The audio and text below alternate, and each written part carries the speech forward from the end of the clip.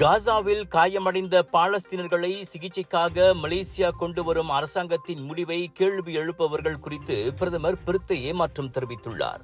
அதிலும் சிலர் வரம்பு மீறிய விமர்சனங்களை முன்வைப்பதாக டாக்டர் அன்வார் இப்ராஹிம் கூறினார்.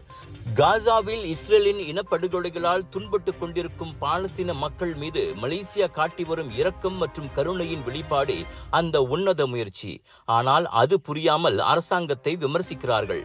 போய் பாலஸ்தீனத்தின் பிரதமராக வேண்டியதுதானே என்றும் என்னை கிண்டல் செய்கின்றனர் என டாக்டர் அன்வார் வருத்தத்துடன் கூறினார். மோதல்களால் பாதிக்கப்பட்ட நாடுகளைச் சேர்ந்த மக்களுக்கு மலேசியா உதவிக்கரம் நீட்டுவது இது முதன்முறையல்ல. ஏற்கனவே ஆயிரக்கணக்கான ரோஹிங்யா மற்றும் ஆட்சி அகதிகளுக்கு மலேசியா உதவியுள்ளதை பிரதமர் சுட்டிக்காட்டினார். Kita bawa 2 pesawat TUDM, bawa anak-anak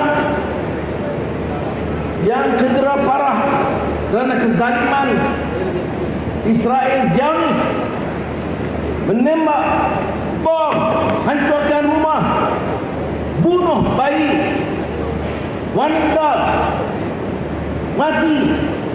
Baru ini lelaki yang dipenjara, diperkosa oleh beberapa orang dengan zalim, kemudian kita bawa balik, itu pun dicerca. Ada orang kata Anwar tak payah jadi Perdana Menteri Malaysia, dia jadi Perdana Menteri Palestin dan nak tolong sangat.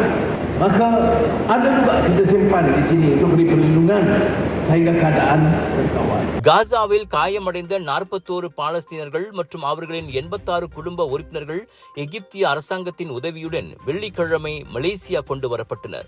காயமடைந்த பாலஸ்தீனர்கள் கோலாலம்பூரில் உள்ள துவாங்கு மீசான் ராணுவ மருத்துவமனையில் சிகிச்சை பெறுவர். குடும்ப உறுப்பினர்கள் தற்காப்பு அமைச்சு தயார் செய்துள்ள குடியிருப்பில் தங்க வைக்கப்படுவர்.